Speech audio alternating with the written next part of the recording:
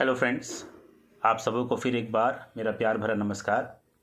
हम लोग जो हैं नए साल की दहलीज पे आप पहुँचे हैं। 2022 जो है कुछ घंटों के बाद या हम कहें कि 1 या सवा दिन के बाद शुरू होने वाला है। मैं आपसे आज नए साल के बारे में कुछ बात करना चाहूँगा। दोस्तों, हम नए साल में बहुत सारी प्लानिंग करते हैं, नए फ्रेंड्स बनाते हैं, नए पकवान, नए कपड़े, सब कुछ अपनी जगह बहुत अच्छा है। लेकिन एक बहुत बड़ी आशीष है जिससे हम चूक जाते हैं, जिसके बारे में आपको बताना चाहूँगा। परमेश्वर इस 2022 में और हर एक व्यक्ति के जीवन में कुछ देना चाहता है। मैं आपसे बात करूंगा, एक नई वस्तु आप पा सकते हैं, एक नया अनुभव आप पा सकते हैं। उस अनुभव का नाम है नया जन्म पाना। दोस्तों, हम सब बहुत सी चीज़ों को पाते हैं, बहुत सारे, सब कुछ अपनी जगह ठीक है, लेकिन परमेश्वर ने एक ऐसा अनुभव रखा है जो आज से 20 साल मैंने प्राप्त किया और हर एक व्यक्ति को प्राप्त करना है। नया जन्म वह अनुभव है जिसके द्वारा हम अंधकार से ज्योति में आते हैं, हमारे जीवन में परिवर्तन होता है, हम परमेश्वर की संतान बनते हैं। उस अनुभव को कहते हैं नया जन्म। दोस्तों, हमारा जन्म एक बार माता पिता के द्वारा होता है। एक बच्चा 9 महीने जो है माँ के कोख में अंधेरे में रहता है, पानी के अंदर रहता है, और जब उसका जन्म होता है वो एक रोशनी की दुनिया में आता है फिजिकली। उसी प्रकार जो नया जन्म है, आत्मिक रूप से हम जो अंधकार में रहते हैं, पाप में और बुराई में रहते हैं, हम सत्य से अनजान रहते हैं, इस नए जन्म के अनुभव के द्वारा हम परमेश्वर के संतान बनते हैं और अंधकार से आत्मिक रूप से हम रोशनी में प्रवेश करते हैं। मेरी प्रार्थना है इस 2022 में जितने भी लोग ये वीडियो सुन रहे हैं नया जन्म प्राप्त कर सके। एक बात मैं आपसे कहना चाहूँगा दोस्तों, कि आप जो भी हैं, आप सबसे पहले एक इंसान हैं, और हम इस बात को पहले भूल जाएं कि हम हिंदू हैं, मुस्लिम हैं, क्रिश्चियन हैं, यादव हैं, बंगाली हैं, उड़िया है, या जो भी हैं, हम वो भूल जाएं। सबसे पहले परमेश्वर ने इंसान को बनाया और परमेश्वर ने इंसान को अपने जैसा पवित्र बनने के लिए बनाया है, अपनी संगति के, अपने प्रेम के लिए बनाया है। मेरे प्रियो, परमेश्वर ने इंसान को किसी धर्म के लिए नहीं बनाया, लेकिन इंसान को अपने लिए बनाया है। आज हम अक्सर हर बातों में धर्म को लेकर के आ जाते हैं, तेरा धर्म या मेरा धर्म, लेकिन मेरे प्रियो, परमेश्वर का एक धर्म है, उस धर्म का नाम है प्रेम, उस धर्म का नाम है सच्चाई। क्या हम सच्चाई को जानते हैं? हम विचार करें। बाइबल से कुछ बातों को बताऊंगा, ध्यान से हम सुनने की कोशिश करें। मैं घटना आपके लिए पढ़ूंगा। एक निकोदेमुस नाम का व्यक्ति है। फरीसियों में निकोदेमुस नामक एक मनुष्य था जो यहूदियों का सरदार था। एक बहुत ही ज्ञानी व्यक्ति है, यहूदियों का सरदार है, धार्मिक गुरु है, अगवा है, कई सालों से ये धर्म की शिक्षा देने वाला व्यक्ति है। उसने रात को यीशु के पास आकर उससे कहा, हे रब्बी, रब्बी मतलब गुरु, हम जानते हैं कि तू परमेश्वर की ओर से गुरु होकर आया है, क्योंकि कोई उन चिन्हों को जो तू दिखाता है, यदि परमेश्वर उसके साथ ना हो तो नहीं दिखा सकता। यीशु मसीह के द्वारा अंधों को आंखें दिया गया, मुर्दों को जिलाया गया, बीमारों को चंगा किया गया, लंगड़ों को चलाया गया। वो चिन्ह देखने के बाद निकोदेमुस कहता है, प्रभु तू परमेश्वर की ओर से आए, हम इस बात पर विश्वास करते हैं। यीशु ने उसको उत्तर दिया, मैं तुझसे सच सच कहता हूँ, यदि कोई नए सिरे से ना जन्मे तो परमेश्वर का राज्य देख नहीं सकता। मेरे प्रियो, धार्मिक ज्ञान के द्वारा, धार्मिक अनुष्ठान के द्वारा, अच्छे कामों के द्वारा, अच्छा बनने के द्वारा, किसी की मदद करने के द्वारा हम परमेश्वर के राज्य में प्रवेश नहीं कर सकते हैं। कारण ये है, बाइबल बताती है, परमेश्वर पवित्र है और मनुष्य पापी है। अब अपने जीवन को जांच करके देखें, आज हमारा जीवन कहाँ पर है। निकोदेमुस ने उससे कहा, मनुष्य जब बूढ़ा हो गया तो कैसे जन्म ले सकता है? क्या वह अपनी माता के गर्भ में दोबारा प्रवेश करके जन्म ले सकता है? यीशु ने उत्तर दिया, मैं तुझसे सच सच कहता हूँ, जब तक कोई मनुष्य जल और आत्मा से ना जन्मे परमेश्वर के राज्य में प्रवेश नहीं कर सकता है। मेरे प्रियो, यहाँ पर जल और आत्मा से हमें जन्म लेने की आवश्यकता है। बाइबल के पुराने नियम यदि आप पढ़ेंगे, जल और आत्मा का संबंध जो है वो शुद्धिकरण से है। मेरे प्रियो, हम बाहर की चीज़ों को पानी के द्वारा या दूसरी चीज़ों के द्वारा हम साफ कर लेते हैं, लेकिन हमारे आत्मा का जो पाप है, जो पापों की क्षमा हमें मिलना है, वो किसी वस्तु के द्वारा नहीं होता है। परमेश्वर ने पुराने नियम इस बात को कहा, मैं अपना शुद्ध जल तुम पर छिड़कूंगा और अपनी आत्मा तुम पर उंडेलूंगा, ताकि तुम अंदर से जो है तुम्हारे मन का खतना हो जाएगा, तुम नए मनुष्य बन जाओगे। पूरी बाइबल जो पुराना नियम है या और भी शास्त्रों के यदि आप पढ़ेंगे, वो बताता है कि मानव जाति का उद्धार जो है वो सोने और चांदी के द्वारा नहीं होगा, वो एक मेमने के द्वारा होगा, एक बलिदान के द्वारा होगा। मेरे प्रियो, यहाँ पे लिखा, जल और आत्मा से जो ना जन्मे परमेश्वर का राज देख नहीं सकता। और यहाँ फिर प्रभु यीशु मसीह कहते हैं, अचंबा ना कर कि मैंने तुझसे कहा, तुझे नए सिरे से जन्म लेना अवश्य है। मेरे प्रिय, निकोदेमुस जो स्वयं यहूदी था, यहूदियों का गुरु था, सरदार था, धार्मिक व्यक्ति था, बहुत ज़्यादा वो सिखाने वाला व्यक्ति था, उसके लिए भी एक ही शर्त है, नए सिरे से जन्म लेना। कि आज मैंने या आपने नए सिरे से जन्म पाया है। मैंने 20 साल पहले इस अनुभव को पाया और उसके बाद मेरा जीवन बदला। कुछ बातें मैं आपसे रखना चाहूँगा। मेरे प्रियो, ये नए जन्म का अनुभव क्या है, हम इस बात को समझेंगे। मेरे प्रियो, हम जो शरीर से जन्मे हैं, हम शरीर हैं, और जब पवित्र आत्मा अर्थात परमेश्वर का आत्मा हमारे जीवन में काम करता है, उस समय हमें नए जन्म का अनुभव मिलता है। आइए हम कुछ बातों को देखें। प्रभु यीशु मसीह ने इस संसार में जब आया, जिस बात का उसने प्रचार किया मेरे प्रियो, कोई धार्मिक शिक्षा नहीं है। एक ही बात का उसने प्रचार किया जो मुख्य रूप से बार बार उसने कहा। मत्ती 4:17 में हम पढ़ते, उस समय से यीशु ने प्रचार करना और यह कहना आरंभ किया, मन फिराओ क्योंकि स्वर्ग का राज्य निकट आया है। यीशु ने कहा मन फिराओ। एक ही काम मानव जाति को करना है नया जन्म पाने के लिए, वो है मन को बदलना है, मन को फिराना है, मन को एक जगह से हटाकर कहीं और लगाना है। बाइबल कहती है मन जो है सबसे अधिक धोखा देने वाला है, इसमें असाध्य रोग लगा है। आज अपने जीवन को हम परखें। हर प्रकार की बुरी बुरी चिंता, व्याभिचार, गालियां, नशा, झूठ, ईर्ष्या, स्वार्थ, दिखावा, घमंड और बहुत सारी कूटनीति, राजनीति, पता नहीं क्या क्या हमारे मन के अंदर चलता रहता है। हम अपने धार्मिक घमंड में रहते हैं या अपने शारीरिक घमंड में रहते हैं। मेरे प्रियो, हम अपने जीवन को हमने एक प्रकार से दूषित करके रखा हुआ है। मेरे प्रिय, बाइबल कहती है हम परमेश्वर का मंदिर है और परमेश्वर का आत्मा हमारे अंदर वास करना चाहता है, लेकिन परमेश्वर पवित्र है। हम सब मेरे प्रियो सोचें, कई बार हम कहते हैं हम कैसे पापी हैं। मेरे प्रिय, बाइबल कहती है मनुष्य जो है दो प्रकार से पापी है। पहली बात, मनुष्य जो है जन्म से पापी है, और दूसरी बात वो कर्म से पापी है। मेरे प्रियो, जब पहले इंसान ने पाप किया, उसका नाम आदम था, उसने पाप किया। इसलिए हम दुनिया में देखते हैं हर एक आदमी जो कि आदम से आया है, इंसान जो है अगर वो पाप करता है। कोई ना कोई बुराई, कोई ना कोई बात, मन से, वचन से, कर्म से, छोटे बड़े, जाने अनजाने वो पाप करते रहता है। अच्छे काम तो करता है लेकिन पाप भी करते रहता है। सो मेरे प्रियो, उस आदम का जो संतान होने के कारण जैसे माता पिता का स्वभाव बच्चे में आता है, उसी प्रकार हम सब उस आदम की संतान होने के कारण, हमारे माता पिता की भी संतान होने के कारण हम जन्म से पापी हैं। जैसे आम के पेड़ में आम का फल लगता है, एक पापी व्यक्ति की संतान भी पापी होती मेरे प्रियो। सो हम सब जो हैं पापी हैं। हम कई बार कहते हैं मैं ज़्यादा पाप नहीं करता हूँ, मैं तो कभी कभी पीता हूँ, मैं कभी कभी गाली देता हूँ, परिस्थितियाँ ऐसी थी इसलिए हो गया। मेरे प्रियो, बाइबल बताती है एक छोटा पाप भी परमेश्वर महापवित्र है, यह हमको जानना जरूरी है।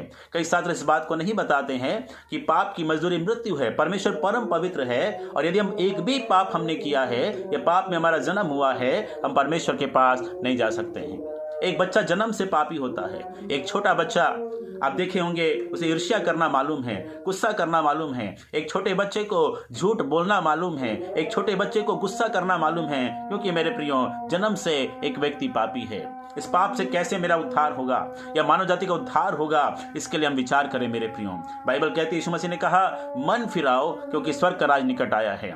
मेरे प्रियो, पूरी बाइबल जो है एक बात को बताती है कि मानव जाति पापी है, और हर एक व्यक्ति को, वो हिंदू हो या मुस्लिम, वो हमने बनाया, क्रिश्चियन हमने बनाया, वो धर्म हमने बनाया, लेकिन हर एक मानव जाति जन्म से पापी है और उसे पश्चाताप करना है।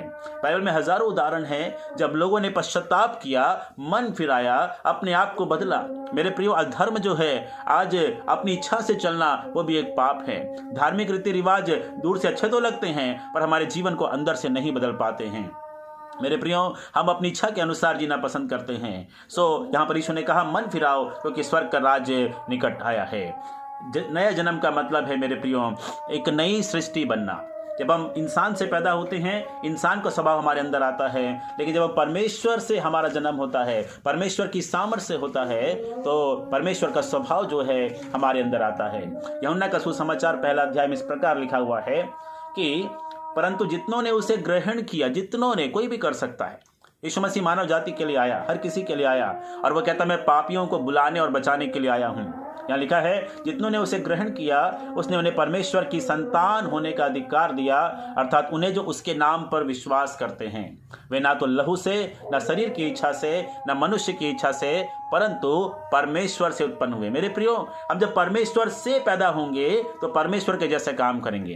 हम जब इंसान से पैदा होते हैं, हम इंसान के बच्चे बनते हैं। यदि कोई जानवर से पैदा हुआ है, वो जानवर की संतान है। हम जब परमेश्वर से पैदा होते हैं, हम परमेश्वर की संतान बनते हैं। हम परमेश्वर की सृष्टि जरूर हैं, परमेश्वर हमसे अद्भुत प्यार करता है, लेकिन परमेश्वर की संतान बनने के लिए हम एक ही काम करना है, मन फिराना है। क्योंकि एक छोटा पत्थर यदि आप लेते हैं, उसे आप तालाब में डालते हैं, वो नीचे जाता है। यदि एक बड़ा पत्थर लेंगे और डालेंगे वो भी नीचे जाएगा। मेरे प्रिय, कोई भी पाप हमको नरक में लेकर के जाता है। सचमुच में एक नरक भी है, एक स्वर्ग भी है। बाइबल कहती है यीशु मसीह स्वर्ग को छोड़ करके आया और हमें नरक से बचाने के लिए आया। मेरे प्रियो, आप अच्छे इंसान हो सकते हैं, आप धार्मिक हो सकते हैं, लेकिन मेरा प्रश्न यह है कि आप परमेश्वर की संतान बन चुके हैं? क्या परमेश्वर आपके अंदर काम कर चुका है? जब हम नया जन्म पाते हैं मेरे प्रियो, कुछ घटनाएं हमारे अंदर घटती है जो चिन्ह होता है नया जन्म पाने का। सबसे पहली बात, हम जब नया जन्म पाते हैं एक अद्भुत आनंद हमारे जीवन में आता है, उसे कहते हैं पाप क्षमा का अनुभव। एक आनंद हमारे जीवन में आता है। आज से 20 साल पहले तो मैं अपने पापों की क्षमा मांगा, सच्चा पश्चाताप करके, अपने पापों को जानकर महसूस करके, उस दिन से मेरे अंदर प्रभु की उपस्थिति का आनंद है। मेरे पास कुछ हो या ना हो, मेरे पास कुछ भी ना हो, लेकिन प्रभु की उपस्थिति मेरे अंदर रहती है। मेरे प्रियो, एक आनंद हमारे अंदर आता है जो प्रभु का आनंद है, जो परमेश्वर के प्रेम का आनंद है। परमेश्वर प्रेम है, वो आपके अंदर जब आता है नए जन्म में, वो आपके अंदर आके रहना शुरू करता है, आपके पापों को क्षमा करता है, परमेश्वर की संतान आपको बनाता है। दूसरी बात, पहली बात सच्चा आनंद आता है, दूसरी बात पाप से हमें घृणा हो जाती है। जो पाप हमें अभी पसंद है, गाली, झूठ, नशा करना, स्वार्थ, ये सारी बातें में हमारे अंदर से घृणा पैदा हो जाती है, क्योंकि परमेश्वर हमें जो है एक मेमना के समान बनाता है। मेरे प्रियो, हमें अंदर से वो बदलता है। यीशु का लहू हमारे पापों के लिए बहाया गया। जब यीशु का लहू हमारे अंदर आता है, हम जब विश्वास करते हैं यीशु का लहू पवित्र है, हमें पवित्र बनना सिखाता है। और तीसरी बात मेरे प्रियो, हम दुश्मन से भी प्रेम करना सीख जाते हैं। हम हर एक व्यक्ति से प्रेम करना सीख जाते हैं, हम पड़ोसी से प्रेम करना सीख जाते हैं, क्योंकि परमेश्वर प्रेम है। मेरे प्रियो, हम नम्र बन जाते हैं, हम बातों को सुनने और समझने लगते हैं, हम परमेश्वर से प्यार करने लगते हैं, पवित्रता से प्यार करने लगते हैं। मेरे प्रियो, इस संसार के मृत्यु के बाद भी एक जीवन है। क्या आप चाहते हैं हमेशा के लिए आप वहां जाएं? परमेश्वर ने आपको किसी धर्म के लिए नहीं, अपने लिए बनाया है। ये संसार में कुछ समय के लिए हमें रखा है, लेकिन मेरे प्रिय, परमेश्वर ने हमें अनंत काल के लिए बनाया है। परमेश्वर आपसे अद्भुत प्रेम करता है। आइए हम भी अंधकार से ज्योति में आ जाए। यीशु ने अपना बलिदान मेरे और आपके लिए दिया है। मैंने उस बात को पाया मेरे प्रियो, किसी धर्म की बात मैं नहीं कर रहा हूँ। यीशु के बलिदान मेरे और आपके लिए किया गया। हजारों सालों से भविष्यवाणी किया गया था कि यीशु मसीह जो मसीहा है, मानव जाति का बलिदान होगा। जब आदम ने पहला पाप किया, उस समय आदम जाति के लिए वो व्यवस्था कर दिया गया था कि स्त्री का वंश जो है वो बलिदान होगा। मेरे प्रियो, ये परमेश्वर का मेमना है जो जगत का पाप उठाने आया। क्या अपने पापों से आप आजाद हो चुके हैं? अगर आप नहीं मेरे प्रियो, इस नए साल में भी सब कुछ तो नया होगा, लेकिन आप अंदर से वही पुराने होंगे, वही पापी होंगे, वही मनुष्य की संतान होंगे और वही पुराने कामों में लगे रहेंगे। वही पुराना निराशा, वही पुराना पाप, वही पुरानी बातें रहेंगी। बाइबल कहती है सब कुछ बदल गया है। प्रभु हमें नई सृष्टि बनाना चाहता है। सो मेरे प्रियो, इस छोटे संदेश के द्वारा मेरा आपसे निवेदन है, इस संदेश को पूरा आप देखें, आप स्किप ना करें। आपके लिए जीवनदायी संदेश है। प्रभु आपको आशीष दे। दूसरों को जरूर से बांटें। मेरे प्रियो, परमेश्वर हमारे धर्म को नहीं, हमारे स्वभाव को, हमारी आत्मा को बदलता है। हमारी आत्मा हमारी पाप के कारण मरी हुई थी, जब यीशु मसीह आता है नया जीवन उसमें मिलता है। ये अनुभव करने की बात है मेरे प्रियो। मेरा आपसे निवेदन है, किसी ने मुझे कुछ समय पहले बताया, काफ़ी पहले बताया, मैंने अनुभव किया और मैंने उस बात को जाना। प्रभु आपसे प्रेम करता है, वो आपसे बातचीत करे। इस नए साल में प्रभु आपको देना चाहता है नया जन्म, एक नई खुशी जो हमेशा की खुशी, एक नया स्वभाव जो पाप से अलग है, एक नया चरित्र जो प्रेम का चरित्र है, एक नई जिंदगी, मृत्यु के बाद भी एक अनंत जीवन है। मेरे प्रियो, यीशु मसीह इसलिए आया, बाइबल कहती है वो देने और बहुतायत का जीवन और बहुतायत का जीवन देने आया। मृत्यु के बाद भी एक जीवन है। परमेश्वर ने जगत से ऐसा प्रेम रखा कि उसने अपना इकलौता पुत्र दे दिया, ताकि जो कोई भी उस पर विश्वास करे, केवल विश्वास करना।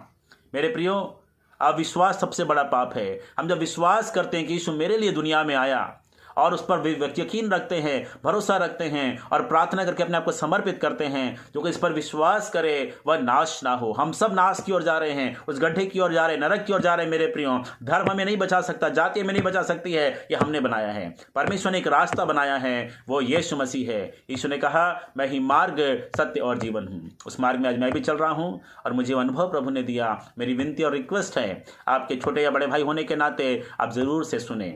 आप किसी धर्म की बात कहकर टाल देंगे, एक दिन परमेश्वर न्याय करेगा। बाइबल कहती है वो मुर्दों में से जी उठा, वो भी प्रमाणित है, वो मुर्दों में से जी उठा, वो बिना पाप के जिया, अपने पापियों से प्रेम किया, पापियों के लिए अपनी जान दिया, बिना पाप के जी उठा और वो आज हमारे लिए प्रार्थना कर रहा है। एक दिन आने वाला है जो अपने पापों से मन फिरा लिए हैं, नया जन्म पा लिए हैं, उनको लेने फिर से आ रहा है पवित्र स्वर्ग में ले जाने के लिए। मेरे प्रियो, इस नए साल में प्रभु आपको आशीष दे, इस नए जन्म को प्राप्त करें। इससे बढ़कर कोई खुशी नहीं है। आपसे रिक्वेस्ट है, नए जन्म को ज़रूर से प्राप्त करें। आप फ़ोन करें, बातचीत करें। प्रभु आपको आशीष दे। आमीन।